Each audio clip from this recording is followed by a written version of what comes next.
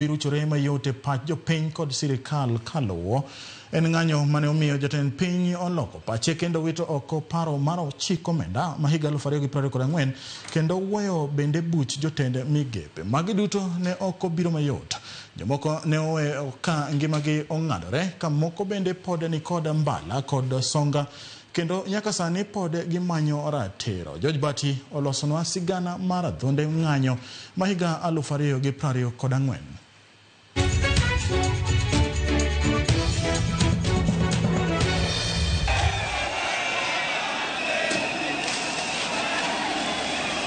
Kata obedo ni nogo ngero ni piny ni kod rap piny nyalo bedo ni olal e lwet jarucho kendo ok ne ruch ngang gima notimore e piny Kenya dwe mar 6 higa 2024. Bith mar jomatindo mane paro ni ne onge kod nyalo ne owuok ka ojany kendo bang' ng'anyo mano yiengo abind ruoth. Ne en ng'anyo mane ota kod jomatindo ma ok oyiengore weche mag siasa kata e dhod oganda moramora, ng'anyo mar Gen Z. Tol manomiyo ng'anyo muoch apoya Kombasa en paro mar 9 omenda mag 2024 mane tend Kenya Kwanza mane eka otiyo kuom higni 2 ne geto tiyo godo e siro bajet mar $3.9 trillion mane gigeto riembo godo piny Kenya e omenda mag 2024-2025. Ne rowere mathoth e pachoka, osuru mane oketi e paro mar chikno ne dhi medo ng'ang'o korgi ma onge mar tich ne osebedo ka othung'o. Because kama ni salaries are being increased, si watoto who are not being paid, wazazi wetu ndo wanaumia. Sinaona hao ndio wanakuwa increased, but sasa pia tax yao inakuwa increased. Sasa mimi nikienda kwa streets, naenda hapo kutetea mzazi wangu, juu kama yeye hana, mimi sina. Yeye ameenda kunitafutia. Sasa unaenda hapo kutetea watu wengi sana. Alafu watu unaenda kusaidia, unataka kutetea, wako hapo pia wanakuambia ati no. Alafu baadaye atakuja ajilimit to some certain luxuries, withdraw some certain things cause economy ni mbaya. Na juzi ulikuwa unafaa kukuja useme hapana, unaona. Sasa economy ingekuwa mbaya kama ungetokea kwa unaona. In my family, I've lost my auntie, my mom's sister. I've lost my grandmother to cancer. And then seeing that they are going to start adding these taxes that are going to increase the cost of care to cancer patients. I have a child, and increasing taxes on diapers and as a woman on sanitary towels, it just didn't make sense to me at all. The cost of living, the basic cost of living was going to increase, and the taxes that were being accumulated as a result of that wasn't being directed towards, I don't know, development of the health sector or education or even infrastructure. We are seeing politicians moving around with these big vehicles and planes, and they have these fancy watches and clothes and all that. For me, it didn't make sense to me. So it was a lot of frustration. Personally, I wanted to be part of the voices. The main driver for going to the streets was the finance bill. And it's because I'd done a project in Kibra about period poverty for my fellowship that I was doing the previous year. And that eco-levy tax it just didn't sit right with me. And it's the first time I actually just got into seeing what period poverty does in the country. Matindo chunygi ne ong'awre ka gikoni jotelo ne obedo sidindi kendo keto wich teko ka onge ng'at mane nyalo dewogi kata bed ni ne gisegolo duondgi ka gikoni pach komenda no ne rach. So before the finance bill was read, I came in actually with some friends. There was a part for public participation where we write a petition and submit it to the parliament physically. So we went there, but we were told we can't enter because of our dress code. We were told to come back with official wear, so we just returned. Bang' ne fwenyo ni onge duol mane nyalo gwelgie kendo geno gino selugo kawi sunflower e seche mag odhiambo. Ne gigo turbin kendo yango lai mag tudruok manyasani kaka kar ng'ogo oko mopong'o chunygi. Gima nochakore mana ka ng'ur ne ogidore kendo landore mapiyo e mbui mana kama petrol. X makinde mokalo nong'e kaka Twitter, TikTok, kaachiel kod Instagram nobedo moko kuom kuondego mane tudruok obede motegno e kind jomatindo ka gidhiro dwaro margi mar neno ni owit oko paro mar chik mar omenda mane gikoni oting'o osuru madiyo kor japiny. We didn't start to reject the finance bill in the year 2024, but it began in the year 2023. But now in the year 2023, we didn't have those clauses that really touched on the young people, especially those who use the digital platform. Remember, on digital, the digital creators were going to be taxed, overtaxed. And even today, of course, they do tax. We pay 16% for us to get that blue check from the Twitter, X. And so when we realized that we are being charged for content creation, we went deeper to read the Finance Bill 2024 and realized that the entire document, the entire proposed bill was so punitive, and it was against the will of the young people, because we felt like we are being overtaxed, yet we don't have any job, we are doing nothing.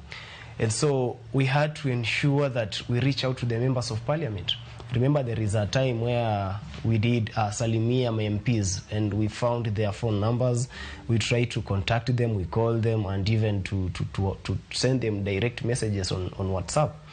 But then they didn't listen to us.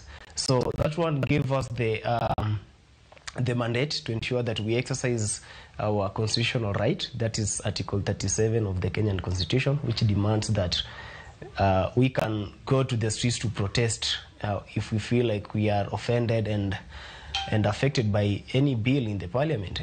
Oporo mane jomatindo goyo mbui noloko siasa mathurka. Kopogore kod tienge mamoko, Gen Z ne ok oketo genogi kuom jotelo matene kata duond buche midewo pachoka, ka chenro magi ne tae mbui kowuok e konde mopogore opogore pachoka gi dwaro achiel: yudo duoko. Lai ma tudruok mar X ne olokore kar romo. Rowere ma pachoka kod modak e pinje maoko ne romo kendo kolo e twak mar paro mar chik omenda magana 2024 ka ging'iyo thuoke maricho. The most important thing that the spaces played is that the civic education part.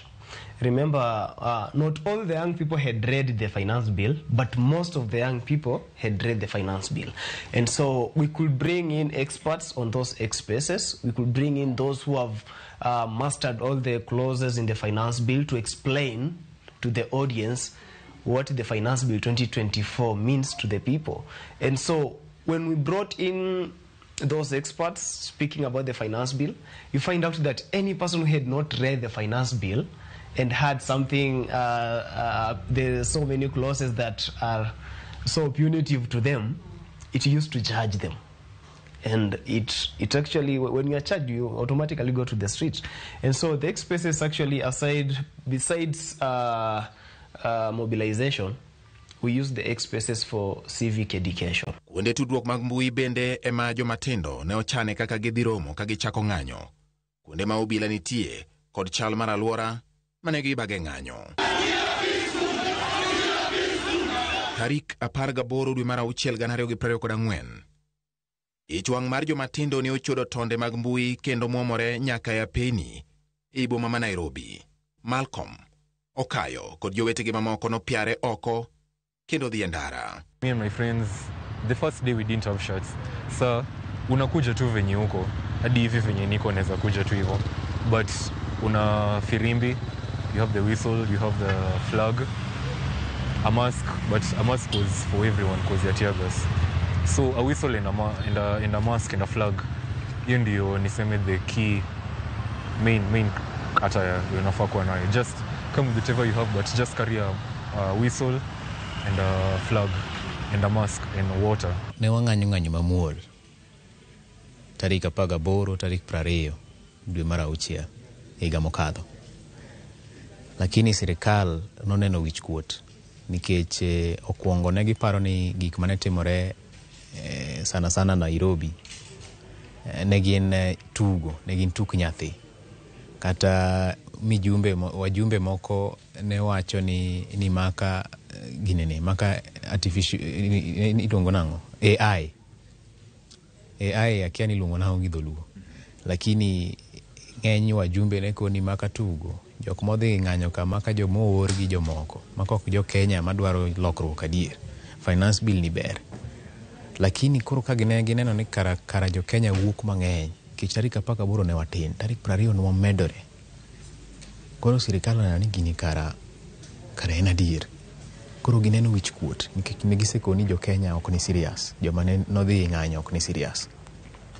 But bang'e ka gineno ka gini serious, koro gikoni we wakel polise. Odiochieng'ni ne en miel kod wer e chuny boma ma Nairobi. Kwan obila ne tin kendo kane ochopo odhiambo, jomatindo nowalo gam kendo wuok gi singo achiel mar dok e ndara tich ang'wen, tarik 20 dwe mar auchiel 2024. To mana kaka ne gisingo, tich ang'wen tarik 20 dwe mar auchiel 2024, ne gichako chokore e boma ma Nairobi kod bombe mamoko ka kuku mare to ne timore e chuny boma ma Nairobi. Nyadendi Shakira Wafula ne ochimo obila gi ng'ong'o kendo nyise ni en owuon ok odwar paro mar chik mar omenda ma 2024. But the guys I was standing with at that point, we came to an agreement that if the police come at us again, we wouldn't move, because that back and forth, there was no progress. We were saying we want to go to parliament, and we were just having this like back and forth with the police, and we were not advancing towards parliament. Unfortunately, when the police actually came, I found myself left alone, and a lot of the people we were talking with had already retreated back. And for a second, I wanted to run back as well, but I made that decision. Like, I'd already decided that, agreed that we are not retreating, we're going to stand. So the best I could do, one young lady against 4 police officers, was just, run my mouth and hope it saves me, and it actually worked. Dwaro mar Khalif eneno ne otim lokruok ne pach chik omenda ne oketo ngimane andaki e kinde manorakore kod obila mane ochako tiyo kod bunde e keyo jong'anyo. Na hata pale nikipata mbele sisi hata mambo again si mambo na financial bill au nilikuwa nimejam juu na cheki karawa napiga dem, like hata kwa Bible kwa Quran naomba msipige madem, like wewe manza kuwa na gun umejidefend kila kitu, dem manza juu uko na maji na flower, seriously unapiga dem na tear gas, like wewe ni mwanaume bro, like so mimi pale nikienda pale mbele nilikuwa nataka hiyo cop like honestly hata sikujua nafikiria nini, but ngoto nimejam juu sisi yangu. Nikienda hapo mbele bebe na gutuka, nilikuwa peke yangu, like asirangu amenipeka pale mbele, like nilikuwa hapa alafu some like a few meters hivi kiasi ndo sasa walikuwa. So time ndo nikafanywa cop kama gota, nikafanya zile mastingo deadly. Odiochieng' no emane Rex Masai rawera ma jahigni 29 ne ochiele gi magine bamne karembe mole apaya ma ochwe owito ngimane. Rex ne omedo mach e chunjo matindo kendo gidok bagoromo e mbui mar chano ng'anyo machielo. But then we came back home on that day in the evening, and we asked ourselves, what are we going to do, because these guys are still proceeding with the bill was actually proceeding to the second reading, if not the third reading. And so we decided now to do X spaces, because recently we had just called people to come on the protest through posts and the hashtags. That's the hashtag reject finance bill. But then we found it was so prudent for us to have a verbal communication on the digital platform, so we started hosting spaces. When we did that is it on 20th? Yeah, it was on 20th, whereby now the young people were so charged, and most of them they were ready for anything. So we went to the streets because we realized that most of the young people were arrested on 18th, and so we decided let us go as many as we want to go to the streets on 20th. If they arrest us, let them arrest everybody so that we can fill those police cells. And so the protest escalated across the country. Mombasa, Kisumu, Bungoma, Nairobi, Nyamira, you saw what happened. But then we were building up towards going to the parliament. Kuna cop flying hapo juu hapo kwa kano na kanifanyia hivi, mimi nikamfanyia reject. So time namfanyia reject ndo akanipiga nayo maji. So kunipiga nayo maji sasa niko like asidika nikapanda zaidi manze, jo kiatu kwanza nimetoka simu yangu sioni simu yangu. Manze sasa nikaanza ile. Nikata tunataka kupona hata hiyo kitu manze. Yaani tumejam sasa, tumejam. So again manze nikachikidia tena another chick tena aitwangaje Stephen Wanjigo alikuwa amevaa kala green nitongaje flare nikazi za mvua. Nikachikidia the same person anapiga tena dem tena. Tami niko like surely man. Go yani aje tena. Nikachukua dem nikamwambia baby girl mama manze jo. Like nili feel too yo sorry for her. Nikamchukua tena nikambeba tena. The same time nikienda tena kumchukua tena the same pass the same yo quarter cannon ikanipiga tena mara ya pili. Hapo sasa mara ya pili ndio watu wanachikiza my incidents ka happen. Majalen kona skazu kundani. E bombe mamoko mopogore kod boma ma Nairobi bende jomatindo ne owuok gi dwaro achiel. Nyiso jotelo kod ruoth ne ok gimor kod kaka itayo piny. Other issues zilikuja after like extrajudicial killing, kulikuwa na police brutality and many more other things zenye zilifanya tukaendelea kutoka nje. Yeah, there is a pride in knowing that you are fighting for a change in your country. So of course I felt like I am creating an impact. Being part of the movement and ensuring that we create a better future for everyone made me feel like I am doing what I'm supposed to do as the constitution, demands of me as a Kenyan citizen. Ng'anyo ne omuomo kendo wuok e mbui koda piny. Chenro mar jong'anyo mag Gen Z mane gitiso ni Occupy nodonjo nyaka ute lamo. Reject the finance bill. Reject the finance bill. Kagiluero jotelo e wi chung' margi wi paro mar chik omenda mag 2024 kendo kagigeto wuoth nyaka e od bura tarik 25 dwe mar auchiel 2024. It's when the politicians and everyone was talking about it in churches, labeling us as paid criminals and all that. So I personally took that to heart, because when you look at it, what they were trying to do was reject the finance bill, which would benefit every citizen regardless of the age. But the little support you're getting, it's from our peers. And our peers, some of them are still afraid of dying, obviously.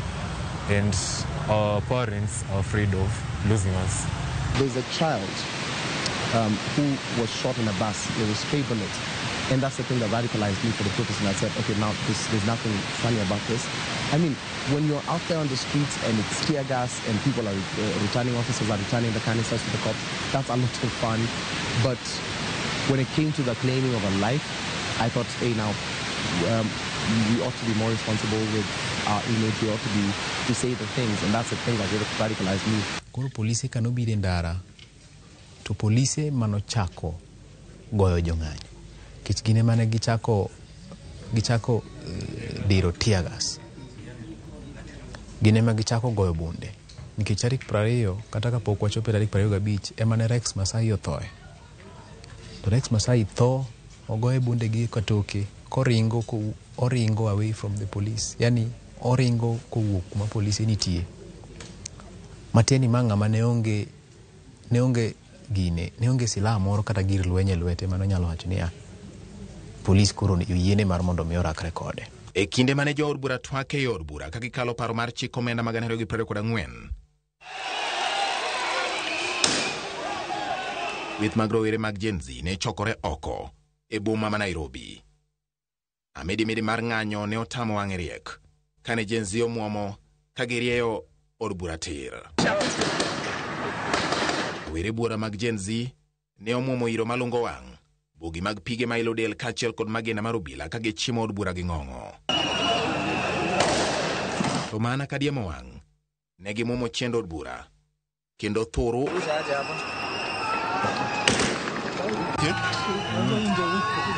nyaka iye. Mr. Speaker, sir, I'm here to address you. You must go. Go up. Malcolm paro kaka chieng'no piny ne lich.